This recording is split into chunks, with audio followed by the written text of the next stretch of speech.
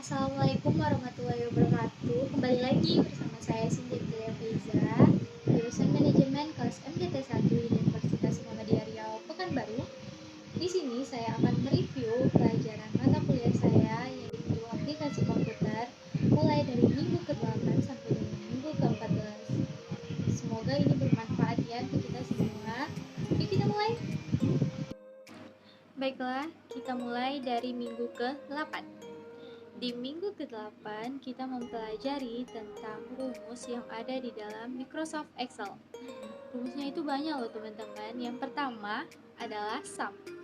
Sum adalah sebuah rumus yang digunakan untuk menjumlah data atau angka yang terdapat di dalam suatu sel atau range yang telah ditentukan. Yang kedua adalah count. Count yaitu sebuah rumus yang digunakan untuk menjumlah data atau sel yang berisi sebuah angka yang terdapat di dalam daftar argumen. Yang ketiga adalah average. Average adalah suatu rumus yang digunakan untuk menghitung sebuah rata-rata yang terdapat di dalam suatu sel atau range. Yang keempat adalah if. If yaitu sebuah rumus yang digunakan untuk menghitung suatu perbandingan atau perkiraan. Yang kelima adalah sum if, yaitu sebuah rumus yang digunakan untuk menghitung jumlah secara bersyarat yang terdapat di dalam Microsoft Excel. Yang keenam adalah count if, yaitu sebuah rumus yang digunakan untuk menjumlah sel yang memenuhi suatu kriteria di dalam Microsoft Excel. Selanjutnya yang ketujuh, yaitu proper. Proper adalah sebuah rumus yang digunakan untuk mengubah huruf kapital yang terdapat di awal kata di Microsoft Excel. Yang kedelapan yaitu upper. Upper adalah rumus yang mengubah huruf kecil menjadi huruf kapital. Selanjutnya yang kesembilan adalah lower. Lower yaitu rumus yang mengubah huruf kapital atau uppercase menjadi huruf kecil, yaitu lowercase. Selanjutnya yang ke-10 yaitu left, mid, dan right, yang berguna untuk mengambil beberapa sebagian karakter di dalam teks dari kiri, tengah, dan kanan. Seperti ini. Ke-11 adalah length, yang berfungsi sebagai menghitung berapa banyak karakter yang terdapat di dalam suatu sel. Selanjutnya yang ke-12 yaitu round, digunakan untuk membulatkan angka ke desimal. Yang ke-13 yaitu konsep night, yang digunakan untuk menggabungkan spasi teks atau angka. Yang ke-14 adalah lookup dan lookup, yaitu rumus yang mengambil nilai diinginkan pada tabel berdasarkan nilai tertentu yang berupa suatu sel atau nilai seperti kode, nomor anggota, dan nama-nama lainnya. Selanjutnya kita masuk ke minggu ke-9. Di sini saya mempelajari tentang cara memasukkan VLOOKUP dan LOOKUP. Nah, pengertiannya yaitu VLOOKUP dan LOOKUP merupakan data yang digunakan untuk menggunakan tabel bantu.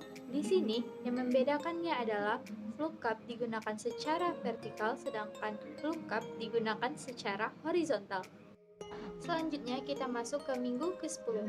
Di sini saya mempelajari tentang stok barang yang ada di Microsoft Excel. Nah, di sini stok barang memiliki 3 tahap. Yang pertama, membuat tabel atau katalog barang. Yang kedua, membuat tabel laporan masuk dan keluar. Yang ketiga, membuat rumus dari stok barang tersebut. Nah, yang pertama membuat tabel pada katalog barang, yaitu pertama kita bikin judul secara otomatis. Rumusnya seperti ini. Tahap kedua yaitu membuat tabel barang masuk dan barang keluar. Di sini yang pertama kita bikin sheet kedua dan sheet ketiganya. Nah, lalu kita bikin kolom tabel tersebut. Kolomnya berisi nama barang, tanggal, kode barang, jumlah barang masuk, dan barang keluar. Tahap ketiga yaitu membuat rumus pada stok barang. Di sini terdapat bagian-bagiannya. Yang pertama, membuat nama pada setiap tabel. Rumusnya seperti ini ya.